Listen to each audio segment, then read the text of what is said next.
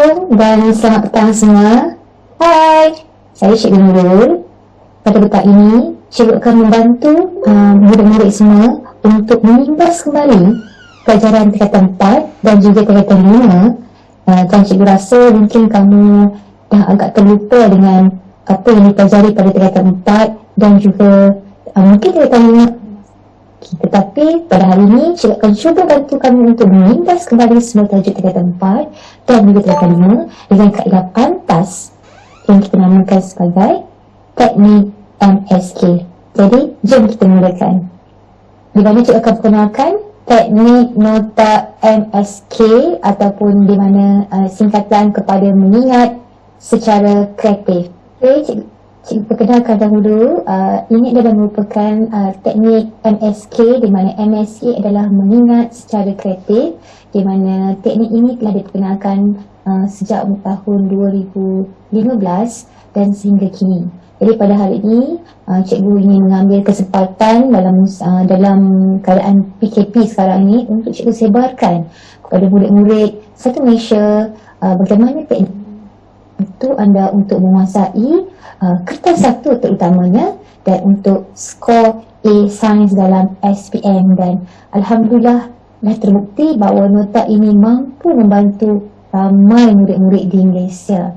Jadi sebelum itu izinkan Cikgu dahulu memperkenalkan sedikit latar belakang ataupun sedikit biodata tentang Cikgu. Okey. Jadi kita akan mulakanlah sebentar lagi. Jom skor A Sains SPM. Okay. Di mana Cikgu akan perkenalkan teknik nota MSK ataupun di mana singkatan kepada mengingat secara kreatif. Ini merupakan perkhidmatan awal Cikgu. Cikgu dulu berkhidmat di Perak iaitu Bota dan kini berkhidmat di Jitra Kedah. Dan kejayaan Cikgu sebagai seorang guru, Cikgu di Guru Cemerlang mendapat Guru Cemerlang pada usia 29 tahun dan kini Cikgu merupakan mantan Guru Cemerlang. Baik, ini adalah di antara anugerah yang berjaya diunangi untuk nota MSK sebenarnya. Sebanyak 5 pingat emas ataupun gold medal berjaya diperolehi, berjaya didapat semasa tahun 2018 dan juga 2019. Okay. Ini merupakan kejayaan Cikgu sebagai seorang guru juga. Cikgu mendapat beberapa anugerah dalam pencapaian sebagai seorang pendidik. Okay. Mulai tahun 2016 dan juga 2019. Okay. Ini adalah sedikit mengenai diri Cikgu. Dan kini Cikgu mengajar di SMK Tanjung Pawu Jitra Kedah. Okay. Ini merupakan sedikit gambaran bagaimanakah nota ini, apakah impak nota ini terhadap murid-murid di sekolah ataupun di sekolah mana-mana sejak tahun 2015. Okey, didapati ketika itu isunya, Cikgu dapati ramai murid tidak menguasai ataupun rendah markah dalam kertas satu SPM.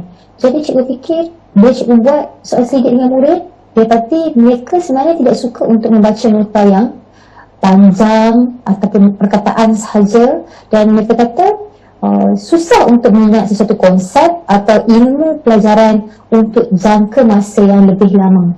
Jadi terfikir di situ sekiranya terhasil satu nota yang memudahkan murid. Jadi Cikgu telah bina bersama-sama dengan murid Cikgu daripada tahun 2014 dan sehingga kini masih ada nota-nota yang terbaru kami cipta dan dikongsi bersama, sama ada dalam daerah, negeri dan juga seluruh Malaysia.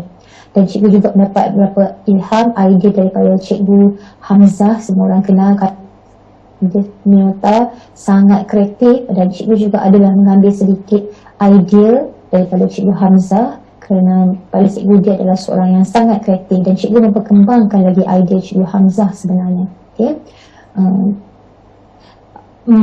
Seterusnya ini adalah di antara kejayaan Cikgu, impak nota MSK ini. Tapi ini dah secara ringkas saja. Tetapi hari ini apa yang Cikgu penting nak terangkan pada semua ialah setiap topik ni cikgu pelajari bahagian-bahagian atau subtopik yang cikgu rasakan murid lemah untuk faham dan ingat untuk tempoh masa yang jangka masa yang lebih lama. Jadi cikgu tidak buatlah 100% daripada buku tersebut, tetapi cikgu select mana yang agak rasa penting untuk anda semua menguasai pada petang ini. Jadi kita akan mulakan dengan bab 2, koordinasi badan. Baik, ini adalah nota, ini bukan nota MSK, tetapi ini adalah nota biasa. Cikgu hanya indas kembali ya. Okay, kita tahu sistem saraf manusia terdiri pada sistem saraf pusat dan sistem saraf periferi, di mana sistem saraf pusat ini terbahagi kepada dua, iaitu otak dan juga saraf tuncang, dan sistem saraf periferi terbahagi kepada dua, iaitu sistem saraf autonomi dan juga sistem saraf soma, di mana sistem saraf soma terdiri daripada saraf kranium dan juga saraf spina. Okey, saraf kranium dan juga saraf spina. Jadi bagaimana cikgu nak dapat nota yang panjang tadi? Cikgu cuba simpulkan untuk murid-murid ingat lebih. Cikgu menggunakan teknik kita kata lebih kurang akronim lah. Kita gunakan POD, PERI, AUSOMA, CRASPI. Cikgu ulang semula. POD, PERI, AUSOMA, CRASPI. Okey, di mana P ini adalah merujuk kepada sistem saraf pusat, O ini merujuk kepada otak, T merujuk kepada tunjang ataupun saraf tunjang, PERI merujuk kepada sistem saraf periferi, AU adalah sistem saraf autonomi, SOMA adalah sistem saraf soma, dan sistem saraf soma terdiri daripada saraf kra adalah kranium dan SPI adalah spina. Jadi cikgu ringkaskan daripada nota yang agak besar, bukan besar, nota yang begini, cikgu ringkaskan atau cikgu jadikan satu nota yang kritik, di mana POD, PERI, AUSOMA, CRASPI. Itu nota MC kita yang pertama untuk hari ini. Cikgu harap anak murid semua boleh faham nota yang pertama ini. Kita ada banyak lagi nota pada hari ini. Jadi anak murid mungkin boleh salin nota MSK ini sahaja. Nota-nota yang dalam bentuk tulisan gini anda boleh dapat di internet ataupun dalam buku. Jadi nota MSK ni hanya anda boleh dapat pada hari ini saja. Jadi anda salin saja nota MSK. Okay, anda perlu keluarkan kertas dan juga pen untuk anda menyalin nota MSK. So salin yang atas ni, POD, PERI, AUSOMA, CRASPI. Okay, cikgu teruskan dengan nota MSK yang kedua, neuron. Okey, pada petang ni cikgu bukan nak terangkan fungsi neuron.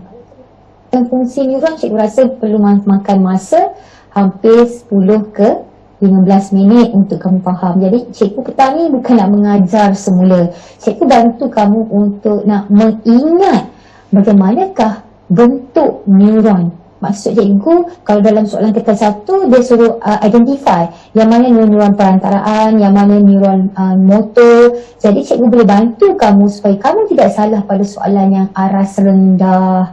Jadi di sini nota MSK cikgu adalah, kamu salin yang ini, neuron. Cara untuk ingat neuron, ada simpang 3, cikgu buat dalam bentuk penceritaan. Ada simpang 3, berhenti, dan kemudian bergerak ke kiri atau ke kanan. Cikgu ulang semula. Ada simpang 3, berhenti, dan kemudian gerak ke kiri atau ke kanan. Bagaimana cikgu nak, apa kaitan cerita ini dengan neuron? Okey, kaitan dia, ada simpang 3. Jadi kita tahu kalau simpang 3 bentuknya bagaimana. Kalau simpang 3, okey, cikgu lukis di sini untuk makluman kamu. Simpang 3. Jadi cikgu akan lukis ni. Ni simpang 3. Simpang, cikgu buat tidak straight. 3. Nampak? Jadi kamu dah dapat dia punya tip. Simpang 3 adalah first, iaitu neuron deria. Semua orang, cikgu rasa dan murid mungkin faham. Yang pertama adalah neuron deria, yang kedua adalah neuron perantaraan, dan yang ketiga adalah neuron motor. Jadi bagaimanakah bentuk neuron deria? Ada simpang 3. Jadi ada badan sel. Kemudian berhenti. Okey, tengok tapak tangan cikgu. Okey, cikgu ulang balik. Jadi berhenti ini menunjukkan bentuk apa? Bentuk neuron perantaraan. Jadi cikgu lukis tapak tangan cikgu begini. 1, 2, 3, 4, 5. Okey, nampak? So ada simpang 3. Simpang 3. Ini badan sel, simpang 3. Okay. Berhenti. Berhenti. Dan kemudian dia kata bergerak ke kiri atau ke kanan. Maksud dia, kalau bergerak ke kiri ke kanan, kalau kita berdiri, okay, ini katalah badan kita. Ini badan kita. Bergerak ke kiri, ini straight. Kalau bergerak ke kiri atau ke kanan. Sekarang cikgu nak bergerak ke kiri. Ni kita punya tangan. Tangan kita. Ni tapak tangan kita. Tu. Oh, minta maaf. Ni.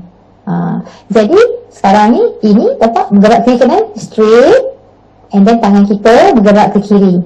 Okey, tapak tangan. Jadi cikgu hanya bagaimana untuk ingat rajah sahaja. Simpang 3, berhenti, bergerak ke kiri atau ke kanan. Jadi cikgu dah bantu kamu supaya tidak silap dengan soalan objektif aras rendah untuk mengingat bentuk neuron.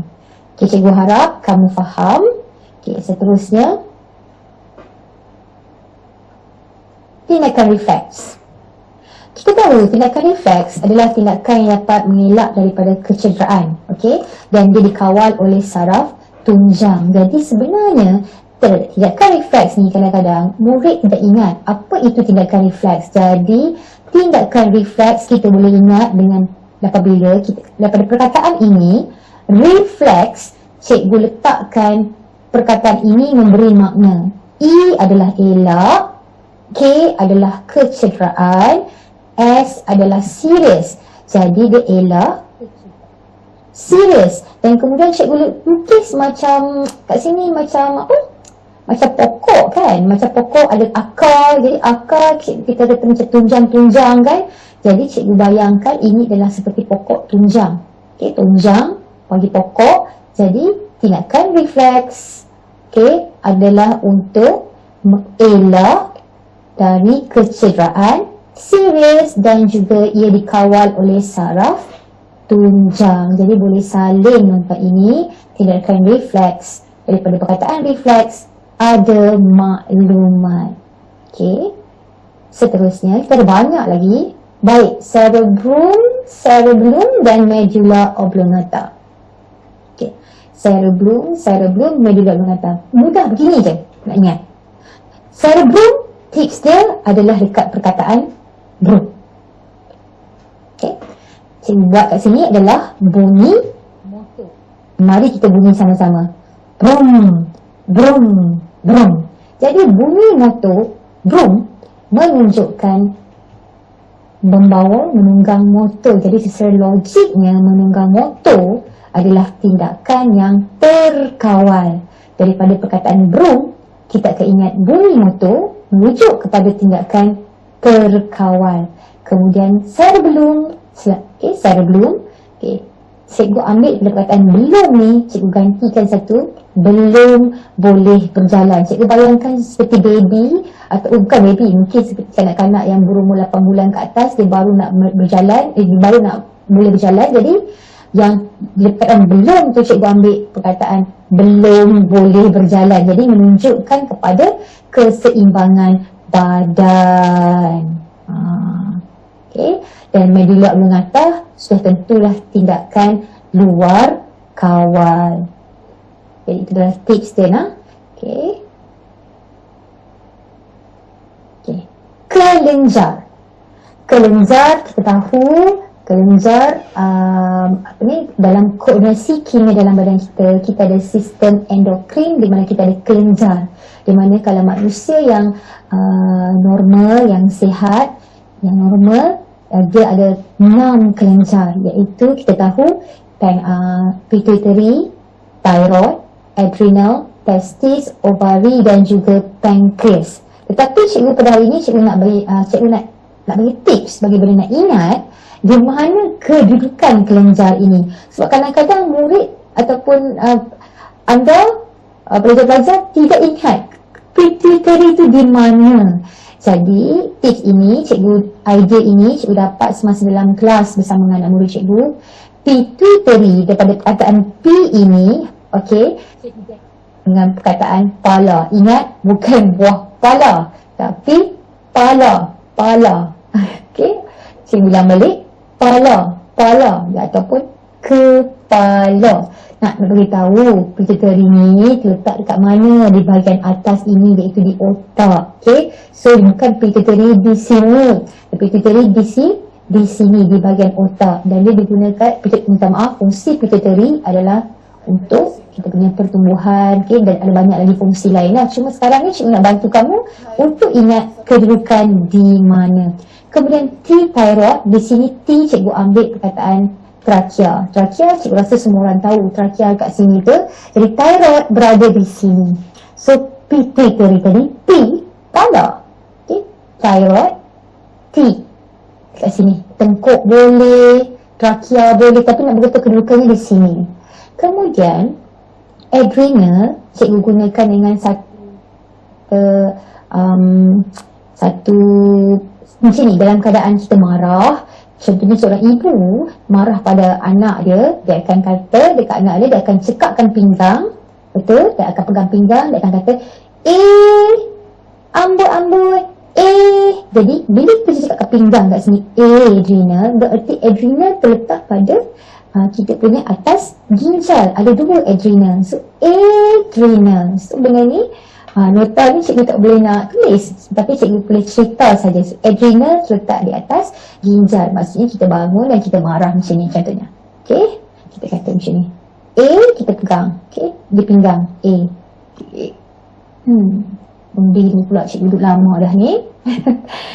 Okey, testis cikgu rasa tak perlu diterangkan, dan juga ovari pun sama, kita tahu, semua orang tahu. Dan pankreas terletak di bahagian okey, pankreas kita seperti kita punya tapak tangan kita bentuk, kita letak dekat bawah perut kita. Okey, antara seterusnya keturunan dan variasi. Okey, kita tahu murid-murid selalu tak minat lah dekat tajuk mitosis ni. Cikgu pun tak tahu sebab apa. Sebab mungkin masa cikgu dalam kelas mengajar kamu faham, tetapi kamu tidak boleh nak mengingat fakta dengan dalam tempoh yang jangka masa yang lama. Tapi kalau guru tersebut melakukan aktiviti yang merangsang untuk murid mengingat dalam tempoh yang lama, insya-Allah murid akan ingat dalam tempoh yang lebih lama. Tapi sekiranya guru hanya menerangkan secara teori saja, sukar untuk murid mengingat dalam tempoh yang lebih lama. Sebab tu kita tekankan dengan kaedah-kaedah Pak 21 sekarang. Proses ni bagaimana kita ingat dengan cara yang mudah. Okey, cikgu nak ucapkan terima kasih kepada Cikgu Hamzah sebab cikgu ambil nota Cikgu Hamzah. Cikgu rasa nota ni sangat baik dan dia memudahkan murid cikgu dan murid-murid lain. Jadi kita kongsi sama-sama dengan nota Cikgu Hamzah ni, di mana nota ni cikgu dilukiskan di sini dalam gambar pokok. Okay, bagaimana untuk baca daripada perkataan mitosis boleh menghasilkan nota. Okey, lihat bagaimana cikgu baca ya. Mitosis. Okay. Mitosis, kalau tengok di sini nota yang pertama, mitosis ialah proses yang berlaku kepada manusia dan juga kepada manusia dan juga haiwan dan tumbuhan. Tetapi di manakah berlakunya proses mitosis tersebut? Pada manusia, pada sel soma ataupun sel badan, dan pada pokok berlaku pada pucuk dan juga akar. Okey, dapat nota yang pertama, Mitosis berlaku pada manusia, iaitu pada sel soma ataupun sel badan. Tetapi pada pokok berlaku pada pucuk dan juga akar. Okay. Baik, yang kedua. Kamu lihat di sini kromosom. Kromosom induk ada 2. Kromosom sel anak ada 2. Bererti bilangan kromosom sel anak adalah sama dengan bilangan kromosom sel induk. Cikgu ulang semula nota yang kedua. Bilangan kromosom sel anak sama dengan bilangan kromosom sel induk. Dan yang ketiga, berapakah sel anak yang akan terhasil selepas proses? Di sini kita akan nampak 1 dan 2. Jadi terdapat 2 sel anak dihasilkan selepas proses mitosis. Okey, jadi anda boleh salin. Ini adalah nota yang simple dan ringkas dan cikgu rasa sangat kreatif sebenarnya. Okey, selesai untuk mitosis. Okay, kita pergi kepada meiosis. Okey, meiosis. Bagaimana meiosis? Okey, meiosis. Bagaimana kita nak baca meiosis? Meiosis, cikgu ulang semula. Bagaimana kaedah untuk baca sambil cikgu terangkan. Kamu boleh salin nota ini kerana nota ini sangat mudah untuk kamu faham. Okay. Meiosis. Meiosis, okay, berlaku pada manusia dan juga haiwan. Pada manusia berlaku pada ovari dan juga testis, di mana meiosis adalah untuk menghasilkan gamet. Gamet bagi perempuan adalah ovum, betul? Sebab ovari menghasilkan ovum, dan gamet untuk lelaki adalah sperma. Okay, cikgu ulang balik. Meiosis berlaku pada manusia dan juga haiwan dan tumbuhan, tetapi manusia berlaku pada ovari dan juga testis. Okay. Tetapi di mana berlakunya proses meiosis pada tumbuh-tumbuhan? Pada tumbuh-tumbuhan berlaku pada, kalau yang betina adalah, pokok betina adalah ovari dan pokok jantan adakah testis? Tidak mungkin. Ia adalah enter. Okey, enter. Kita ada nota di sini. Okey, kamu lihat di sini bilangan kromosom. Ini induk lah. Induk bilangan kromosom dia 2, tetapi sel anak kromosom dia 1. Bererti sekarang ni nota yang seterusnya, bilangan kromosom sel anak, okey, ni sel anak ni, separuh daripada bilangan kromosom sel induk. Cikgu ulang balik. Bilangan kromosom sel anak separuh daripada bilangan kromosom sel induk. Dan yang ketiga, nota ada, berapakah bilangan sel anak yang akan diperolehi selepas proses meiosis? Okey, so jumlah sel anak adalah 4. Okey, 1, 2, 3 dan juga 4. So proses meiosis akan menghasilkan 4 sel anak. Okey, cikgu harap kamu faham dan boleh salin nota ini. Okey. Okay, boleh.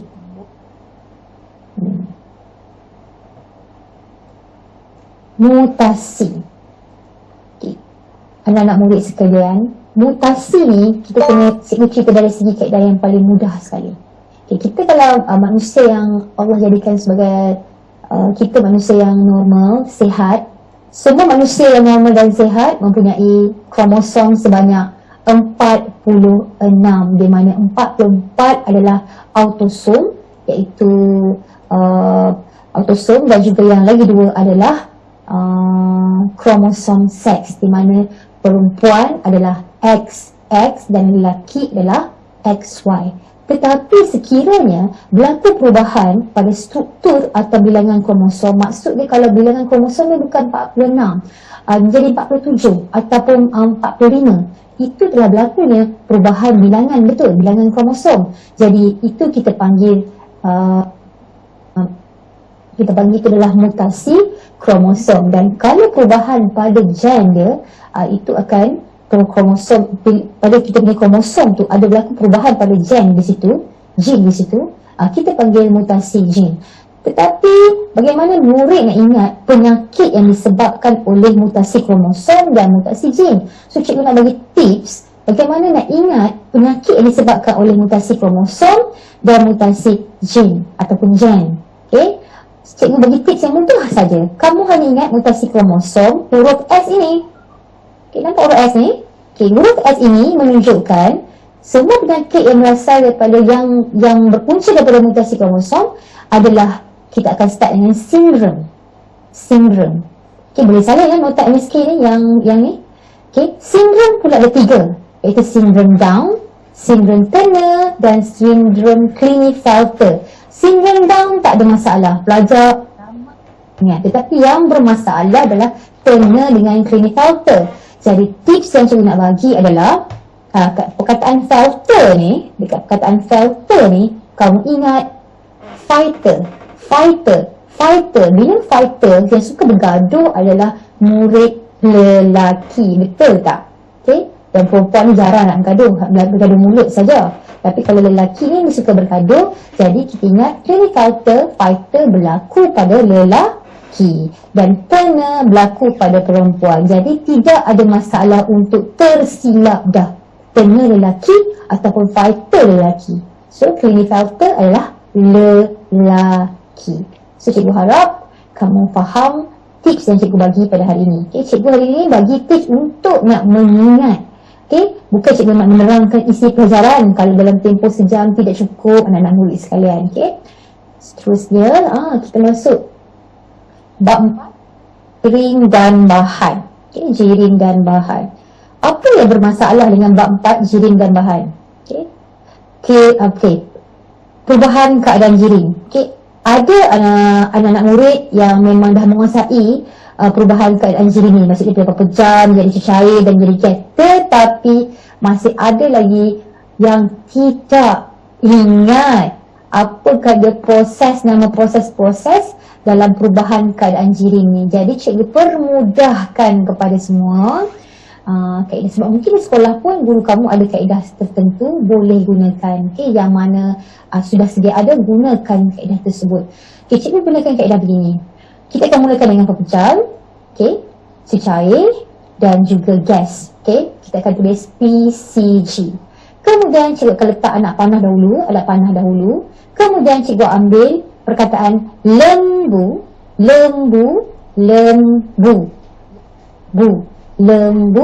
dari Kemunting. Mungkin boleh buat KL ke Kok Diang ke terpulang pada kamu cikgu. Tapi pada dulu SMK Paya Kemunting, cikgu letaklah Kemunting. Cikgu ulang balik, lembu dari Kemunting. Kalau tak suka dengan cikgu punya akronim ni, boleh ubah sendiri nak buat Linda budak dari Kuala Lumpur pun boleh. Depends on you, yang mana yang sedap untuk dibaca. So every cikgu state for lebur ataupun peleburan. P ni beku, pembekuan. D, didih, pendidihan. K adalah kondensasi. Dan kemudian anak panah ke kanan, positif, menunjukkan menyerap haba. Dan anak panah ke belakang adalah negatif, bebas haba. Dan jangan lupa daripada pepejal kepada gas tanpa melalui cecair, kita katakan proses ini namanya adalah apa dia? Iaitu pemejalwapan. Okey, tak maaf ni yang ni ejaan dia. Okey, pemejalwapan. Okey, dan daripada gas kepada pepejal juga adalah pemejalwapan. So tips cikgu adalah lembu dari Kemunting. Okey, cikgu ulang sekali lagi. Yang pertama cikgu akan tulis PCG. Itu adalah untuk pepejal cecair gas. Kemudian cikgu akan letak anak panah. Betul? Betul tak? Anak panah. Kemudian anak panah atas jangan lupa. Dan anak panah bawah jangan lupa. Kemudian apa tips yang pertama? Lem. L. Lem. Bu. And then kemudian dari Kemunting. So apa lagi tips? Di atas cikgu buat positif, menunjukkan serap haba, yang P ini menunjukkan pemenjawapan. Yang bawah pula cikgu letak negatif, maksudnya bebas haba. Yang P ini adalah pemenjawapan. Dan kemudian ini adalah dia punya nama proses tersebut: peleburan, pembekuan, pendidih, kondensasi, pemenjawapan serap haba, pemenjawapan bebas haba. Okey, cikgu harap kamu dah menguasai perubahan keadaan jirim dengan kaedah yang mudah. Okey, seterusnya. Okey, cikgu nak terangkan bagaimana untuk mengingat struktur atom dengan mudah. Jangan terbalik dah kamu letak elektron di luar, elektron. Kamu tak ingat elektron duduk dalam ke, elektron duduk luar ke, proton duduk dalam ke, proton duduk luar ke, terabur semua. Nuklear di mana cikgu? Jadi cikgu ringkaskan dengan cerita. Okay, ingat tak Jimmy Neutron ni apa dia? Jimmy Neutron ni kalau kamu tahu kartun yang dia berkepala besar tu. Jadi cikgu buat cerita Jimmy Neutron naik kereta proton dikelilingi emas. Okay, boleh salin. Ini yang letak ni sikit cikgu. Jimmy Neutron naik kereta proton dikelilingi emas. Jadi di sini cikgu ulang balik lah. Jimmy Neutron itu merujuk kepada neutron ya. Naik kereta proton. Proton ini adalah proton lah. Dikelilingi emas. E cikgu state adalah untuk elektron. Okay. So daripada sini cikgu lukis balik Jimmy Neutron. Tengok ya. Jimmy Neutron. Cikgu buat bulat. Okay, Jimmy Neutron. And then naik kereta proton. Cikgu pun buat di sini. Naik kereta proton. Proton di sini ya. Okay. Kemudian dikelilingi emas. Oh, kena kelilingi emas. Jadi kamu takkan silap dah di mana elektron, di mana proton dan di mana neutron. So gambar radialnya seperti di sebelah dan juga di sini. Nampak ini yang positif adalah proton. Okey. Dan yang ini adalah neutron. Dan ini adalah elektron. Okey, elektron. So, selesai masalah kamu. Apa itu? Bagaimana bentuk? Di manakah kedudukan proton, neutron dan elektron. Okey. Dan jadual berkala. Ya, jadual berkala ni memanglah cikgu rasa kalau kita buat survey, ramai yang tak berapa nak suka dengan jadual berkala ni. Cikgu kita tahu pasal apa. Tapi kalau ikutkan jadual berkala ni adalah kalau expert lah pasal jadual berkala ni. Tapi untuk pelajar-pelajar yang sains teras saja, cikgu rasa cukup kamu ingat 3 tips ini pada hari ini. Lalap halogas 1, 1, 2, 2, 2 dan Z. Okay, kamu salin dahulu tips ini sebab tips ini adalah idea cikgu sebenarnya. Dia memudahkan kamu menguasai tentang jadual berkala. Okay, boleh salin. Yang pertama lalap halogas. Tips yang kedua 1, 1, 2, 2, 2. Dan yang tips yang ketiga adalah Z. Cikgu akan terangkan satu persatu apa yang dimaksudkan dengan ketiga-tiga tips ini. Okey. Okey, cikgu harap kamu dah salin. Sudah semua? Okey, boleh respon? Sudah? Okey, kita teruskan. Baik. Yang pertama tadi tips adalah lalap halo. Okey, cikgu. Ini adalah jadual berkala. Okey. Ini adalah jadual berkala. Okay. Lalap halogas. Tips yang pertama tadi apa? Lalap halogas. Maksudnya la adalah merujuk kepada kumpulan yang pertama, iaitu logam alkali. So semua yang kumpulan pertama ini adalah logam alkali. So adalah la. Kemudian la merujuk kepada kumpulan yang kedua yang bermaksud logam alkali bumi. Logam alkali bumi. So ingat, lalap. Satu lagi tadi, halo. Kalau cikgu harap kamu dah salin ya, sebab kita nak, cikgu akan bagi tips dari yang pertama, kedua dan yang ketiga. Kemudian halo, kumpulan 17. Nama dia itu adalah kumpulan yang kita panggil kumpulan halogen. Halogen. Kamu tahu kan halogen? Cikgu imbas kembali ya. Ini adalah imbas balik ilmu kamu yang form 4. Dan yang terakhir adalah lalap halogas. So kumpulan 18 adalah gas nadir. Gas nadir. So cikgu ulang balik. Formula dia lalap halogas. Logam alkali bumi, halogen dan juga gas nadir. Itu adalah tips yang pertama. Boleh kita teruskan dengan tips yang kedua, iaitu 11222. Itu nombor apa? Bukan nombor ekor. Itu nombor adalah untuk kamu nak lorek. Kalau dalam SPM, soalan dia memang tidak ada warna lah, dia punya jadwal berkala. Jadi dapat soalan, tolong lorekkan dengan tips 11222 kerana dia akan antara kumpulan logam, separuh logam dan juga bukan logam. Lihat bagaimana tips 11222. Tengok ya. 1, kita lorekkan kumpulan kotak yang pertama. 1, 2.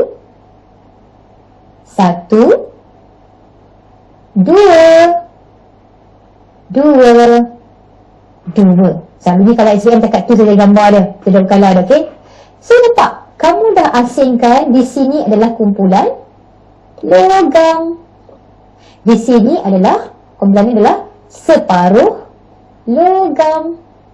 Dan yang sini adalah kumpulan bukan logam. Sebab kadang-kadang soalan SPM dia tandakan X. Apakah kumpulan bagi unsur X? Kalau kamu jawab separuh logam, salah. So jawapannya adalah bukan logam. Dia trik kamu akan buat berdekatan. So tip dia 1, 1, 2. Okay. Tips yang ketiga adalah huruf Z. Apa maksud huruf Z? Kamu kena tahu unsur-unsur dalam jadual berkala dia disusun berdasarkan pertambahan nombor proton dari kiri ke kanan. Tengok di sini. Baca daripada kiri. So sini nombor proton dia 1, sini nombor proton dia 2. Kemudian 3 di mana? Adakah 3 di sini? Salah. Huruf Z. 3 di situ. Okey, di situ. 3 di sini. Okey. Kemudian mana 4? Seterusnya nampak huruf Z. So kita akan mulakan dari sini ke sini, kemudian ke sini.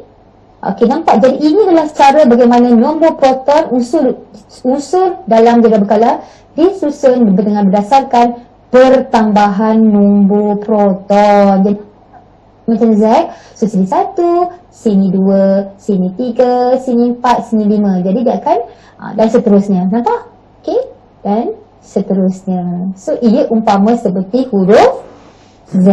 Jadi cukup untuk tip jadual berkala, iaitu yang pertama adalah apa tadi? Lalap halogas. Yang kedua adalah 11222 dan yang ketiga adalah huruf Z. Okey, baik. Okey. Proses penyulingan. Okey, proses penyulingan adalah proses untuk orang kata salah satu proses penyulingan bahan adalah kalau bentuk larutan adalah penyulingan. Kita boleh buat, okey. Yang melibatkan proses penilihan dan juga kondensasi. Jadi apakah formula yang cikgu buat untuk proses penyulingan ini? Formulanya adalah baik. Formula dia cikgu buat PASWAT. PASWAT. Di mana PA adalah panaskan. Jadi kamu akan panaskan larutan garam ini. Okey, panaskan larutan garam ini. Kita dahulu sama kita akan letakkan sini adalah serpihan porselin untuk mengelakkan buih tu. Kemudian bila kamu panaskan larutan garam ini, dia akan sehingga mencapai takat didih dia, ia akan menghasilkan steam dan juga wap. Dia akan lalu dalam kondenser Liebig ini, okey, lalu dalam kondenser Liebig ini, di mana di sini berlakulah proses kondensasi di sini, kondensasi di sini. kerana air masuk dan air keluar akan menyejukkan wap yang panas tadi. Bila disejukkan wap, berlakulah proses kondensasi, iaitu bertukar daripada gas kepada cecair, dan cecair ini adalah merupakan AT, air tulen. Jadi kita dapatlah formula pass white. Panaskan, steam, wap, dan K kita tambahkan di sini huruf K, kondensasi, dan sini AT adalah air tulen. Okey, kamu hanya ingat formula ini sahaja. Okey, seterusnya penghabluran. Sekiranya proses sesuatu, kita katalah kita ada sesuatu bentuk bahan ataupun bahan yang dalam bentuk pepejal, kita nak tulingkan bahan tersebut adalah bahan kita tulis, contohnya kita nak hasilkan garam yang tulen. Jadi kita perlu melalui proses penulingan, iaitu melalui proses penghabluran. Jadi proses penghabluran, kamu tahu mula-mula kamu akan campurkan, betul? Kamu campurkan garam tadi, garam tidak tulen tadi dengan air suling. Kemudian kamu akan masukkan garam tersebut, kamu akan panaskan sehingga mendapat larutan yang tepu. Kamu stop letak garam tersebut dan kamu akan panaskan sehingga tinggal 1/4. Kemudian kamu akan turaskan larutan tersebut, dan akhir sekali kamu akan sejukkan larutan tersebut. Jadi tips cikgu adalah bagaimana nak ingat dia adalah kamu ingat OPT. OPT sayang. O itu merujuk kepada ini O. Cikgu tambahkan simbol begini, tambah dalam O tu. Maksudnya itu adalah tambah.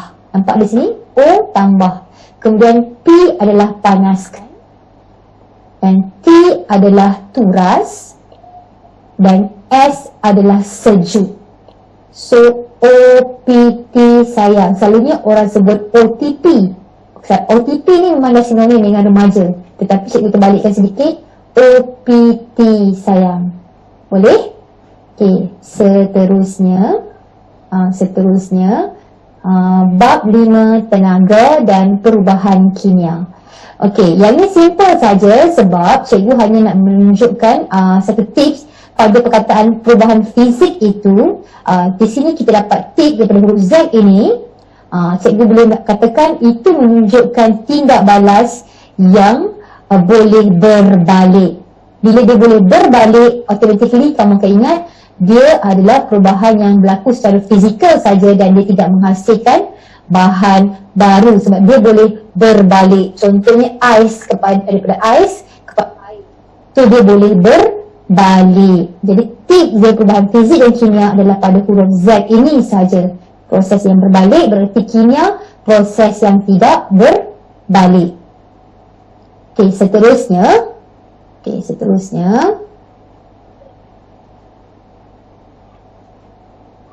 seterusnya. Perubahan kimia. Okey, kita ada dua tindak balas. Perubahan haba, kamu boleh ingat sama ada exhaust. Kalau exhaust maksudnya dia bebas haba, ataupun exo iaitu export. Maksudnya bila export, maksudnya dibawa haba, bebaskan haba keluar. So kamu boleh ingat kata exo adalah export ataupun exhaust. Sekiranya kamu ingat exo itu adalah bebas, automatically kamu akan ingat endotermik adalah proses menyerap haba. Sebab kamu tidak perlu tips kedua-dua, kamu hanya perlu tips salah satu sahaja untuk membetulkan jawapan yang satu lagi. So tips dia adalah exothermic adalah export ataupun exhaust. Jadi dia membebaskan haba, proses yang membebaskan haba, dan endothermic proses menyerap haba. Seterusnya, proses Haber. Proses Haber kita tahu adalah proses untuk menghasilkan amonia secara besar-besar. Tahukah kamu bahawa proses Haber ini sebenarnya dalam perkataan Haber ni kita boleh buat nota sebenarnya, di mana kamu boleh dapatkan banyak maklumat daripada perkataan. Bukan banyak lah, maksudnya dia boleh memberi gambaran. Bila kamu sebut perkataan Haber, kamu tahu Haber itu adalah proses apa. Dan satu lagi, kamu kena tahu kita ada 3 kebuk tau. 3 kebuk dalam untuk menghasilkan amonia ni. Untuk proses Haber ni ada 3 kebuk yang kamu kena tahu, iaitu kita gunakan tips Mabadi.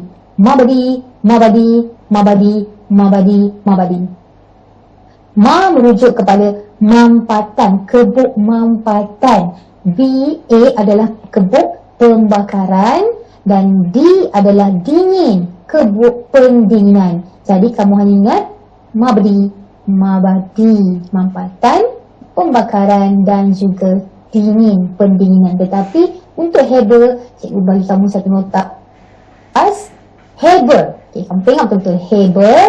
Dekat huruf H ini cikgu letak nombor 1. Itu menunjukkan untuk proses Haber, nisbah gas hidrogen adalah 1. Kemudian kamu letak N di situ. Bererti nitrogen nisbah dia 3. Okay, untuk gas nitrogen. Kemudian apa pula lagi nota yang cikgu boleh tambah? A. A menunjukkan adalah amonia. Maksudnya proses Haber ni untuk menghasilkan amonia secara besar-besaran. Apa lagi nota yang kita boleh buat untuk B? Ya, B dia menggunakan mancin iaitu besi. Dan juga proses Haber adalah digunakan amonia tadi digunakan untuk macam-macam tu, baja dan sebagainya. Jadi ini adalah nota yang boleh diperolehi daripada perkataan Haber. Okey, baik.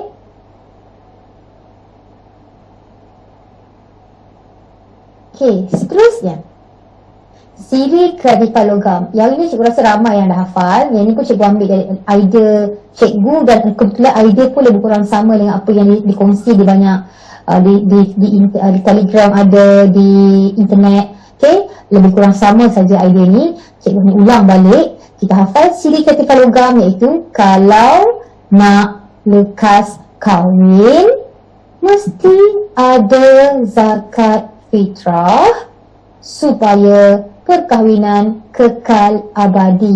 Jadi dia membantu murid-murid sebenarnya untuk menjawab soalan objektif.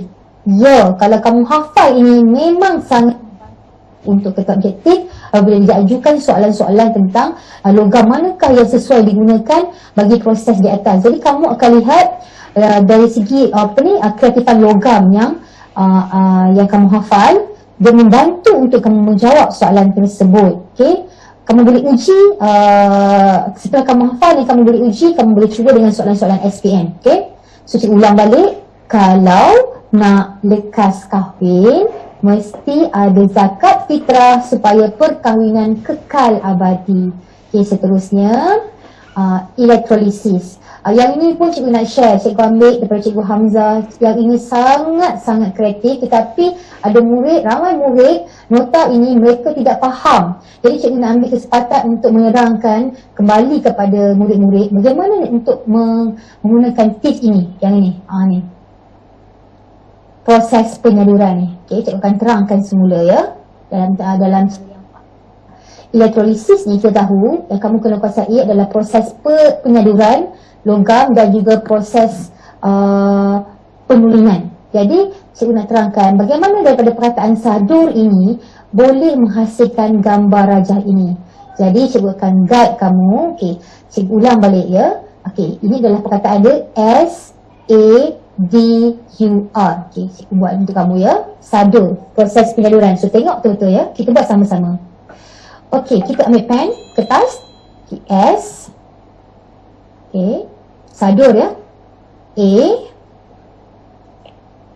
Okay, A. D.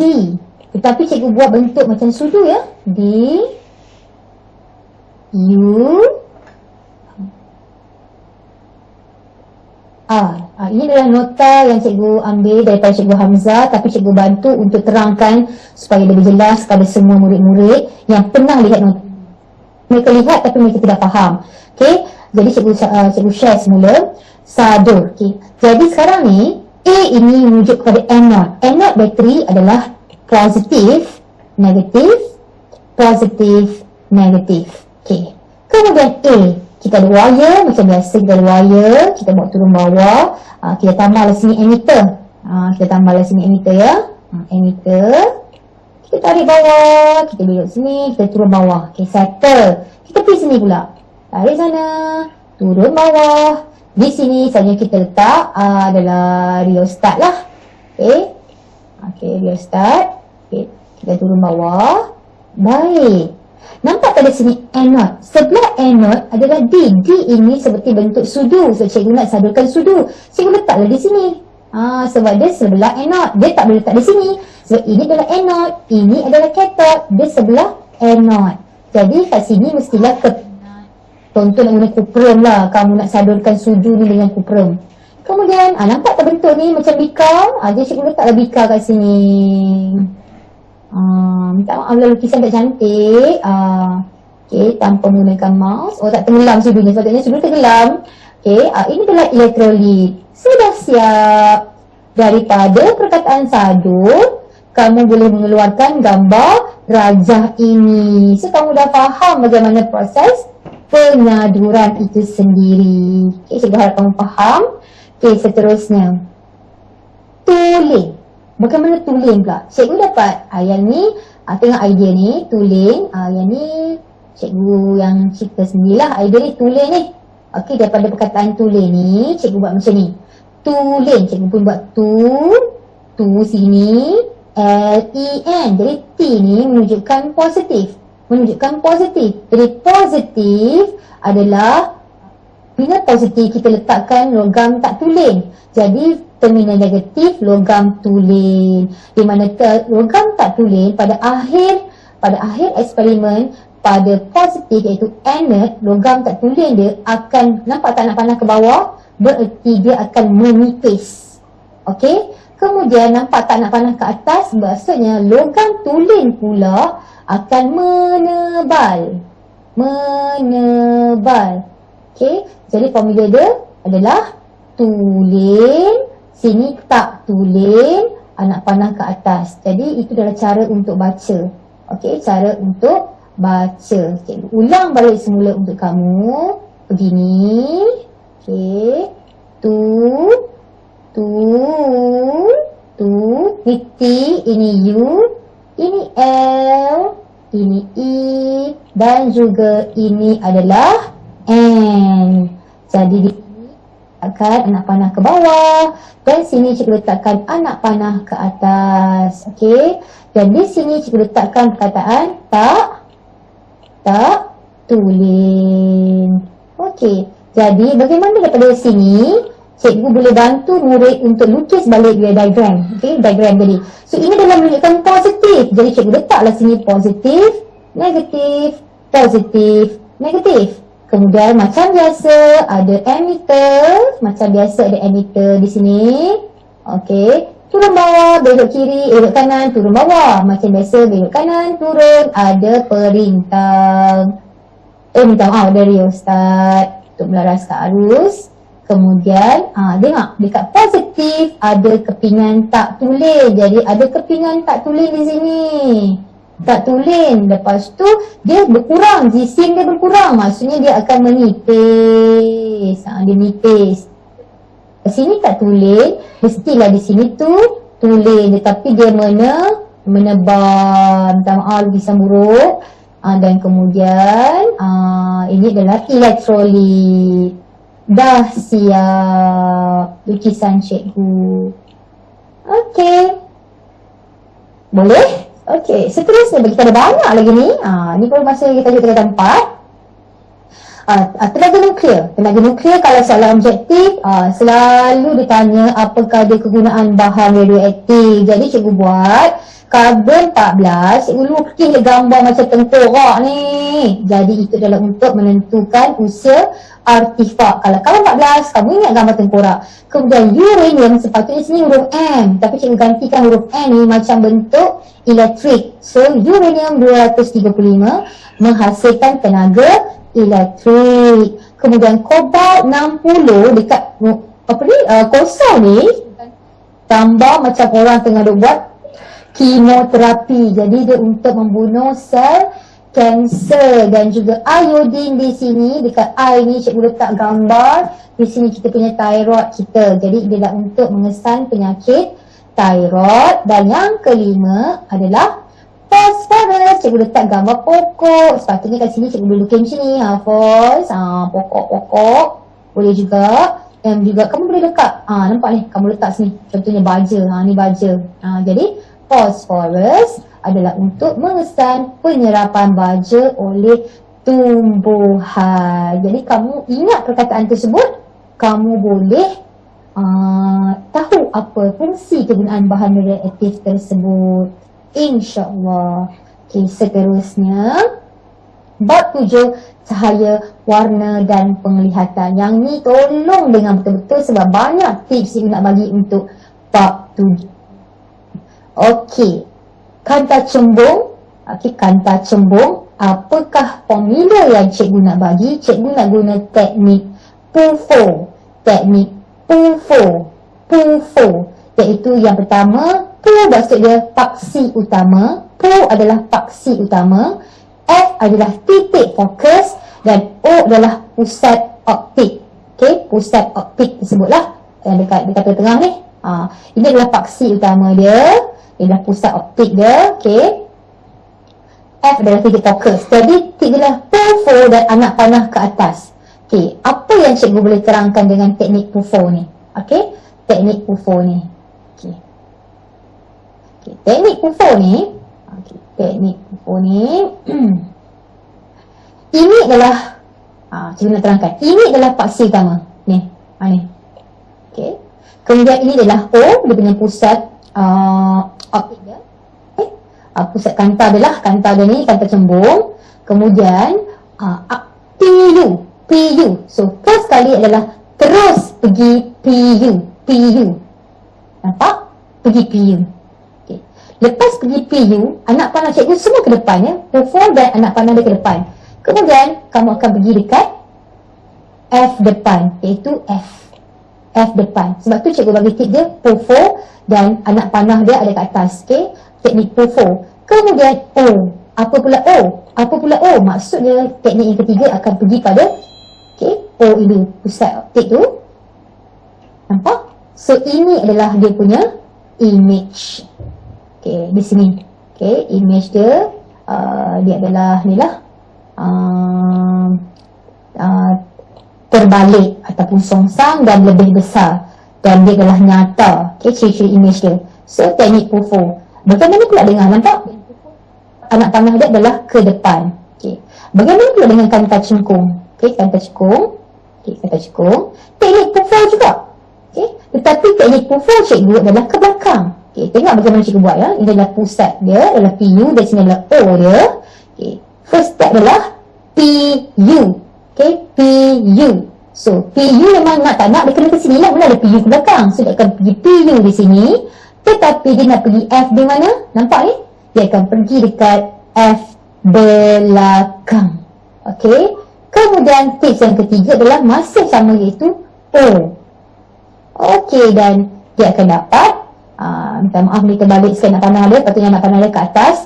Dia akan dapat ciri image dia adalah maya. Okey, maya. Kemudian lebih kecil dan juga tegak. So ciri image dia kat sini ya, maya, lebih kecil dan juga tegak, iaitu teknik PUFO. PUFO dia adalah okay, cikgu harap kamu faham teknik ini PUFO, di mana yang pertama kamu akan pergi kepada paksi utama, kemudian kamu pergi kepada F, di mana kalau kata cembung dia pergi F yang depan, tetapi kalau kata cekung dia pergi F di belakang, dan yang terakhir semua kedua-dua kata cembung dan cekung memang kena pergi ke O dia. Okay, pusat optik dia. Okey, penyebaran cahaya. Penyebaran cahaya ni cikgu dengar macam-macam. Ada yang tips dia mari, ada upik iping apa semua pun boleh. Janji kamu ingat dan hafal kamu punya spektrum cahaya. Okey, spektrum cahaya ni adalah proses penyebaran cahaya. Di mana cara hafal dia adalah Michael Jackson kena hantar balik India Utara. Ini adalah tips yang cikgu hafal semasa rendah lagi, dan sampai sekarang cikgu masih ingat tips ini yang diberikan oleh cikgu dahulu. So M adalah stand untuk merah, J adalah jingga, K adalah kuning, H adalah hijau, B adalah biru, I adalah indigo, dan U adalah ungu. Okay, so Michael Jackson kena hantar balik India Utara. Dan penambahan dan penolakan cahaya pun kamu kena ingat. Kemudian cara nak hafal adalah kuhim, mabim dan sibih. Kuhim, mabim, sibih. Apa dia ni cikgu? Tak ingat. Kami tak, apa benda kami tak faham? Ya, memang kamu tak faham sebab cikgu tak terangkan lagi. Ini adalah penambahan dan penolakan cahaya. Okay. Kamu tulis kuhim, mabim, sibih. Kuhim, mabim, sibih. Okay. Ku maksud dia ku. Ku, kuning. H-I, M adalah merah. So, kuhim. Okay, clear ya? Kuhim. Kemudian, mabih. M-A, magenta. B adalah mabim, biru. Dan M adalah merah. Mabim. Dan yang ketiga, sian. C, okay, B-I-B dan H, C-B. So, kuning, kuhim, mabim, sibih. So, ini adalah untuk cara nak hafal penambahan dan penolakan cahaya. Seterusnya, percampuran pigmen warna. Memang banyak dan bila cikgu bagi ceramah atas jemputan sekolah-sekolah, ramai yang tidak hafal bagaimana percampuran pigmen warna. Jadi untuk nak menghafal semua ni, mungkin pada kamu sangat suka. Jadi cikgu ringkaskan dengan cerita. Okey, begini ceritanya. Okey, sebab ni ada satu tempat yang kita panggil Bukit Kayu Hitam ya. Cikgu rasa satu Malaysia tahu Bukit Kayu Hitam. Okey, so cerita dia begini.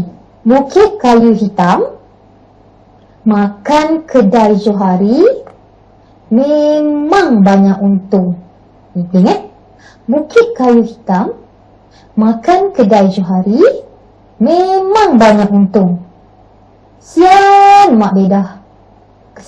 Bukan kesian, sian Kak Hajar. Kena makan mie sampai hitam. So cikgu ulang balik. Bukit Kayu Hitam makan kedai Johari, memang banyak untung. Ni kita panggil mnemonic. Sian Mak Bedah, sian Kak Hajar, kena makan mie sampai hitam. Jadi apa yang memberi makna kepada cerita ini?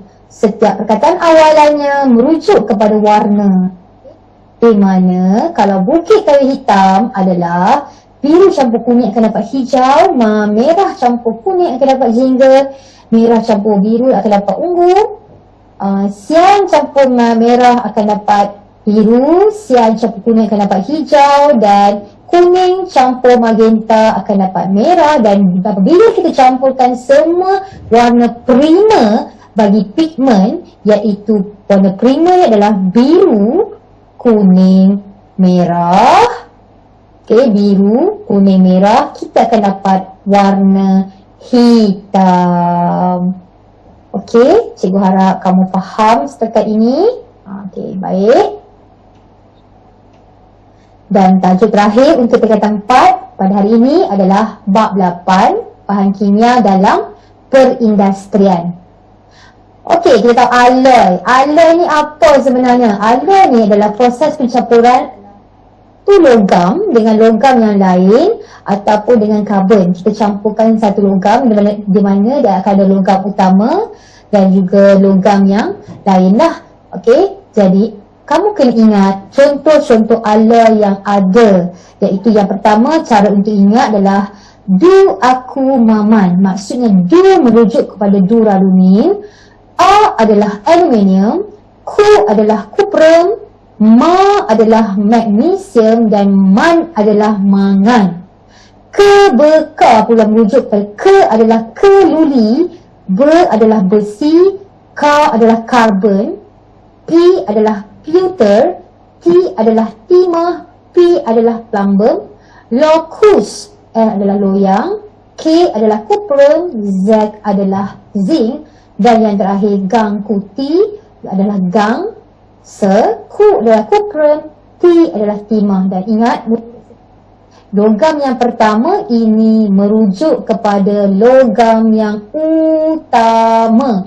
Maksudnya kalau ada rajah itu kalau logam tu banyak, itu adalah logam yang utama, bukan yang besar. Contoh macam ni. Ini yang merah ini bukan logam utama, tetapi yang banyak-banyak ini, yang ni, semua ni, ini adalah logam utama. Okey. Cikgu hanya remind kembali lah. Okey. Dan contoh untuk hujan asid. Hujan asid ni kamu hanya ingat dalam perkataan-perkataan hujan ini, kamu akan nampak di sini, cikgu buat lebih besar. Okey, minta maaf. Sebentar ya.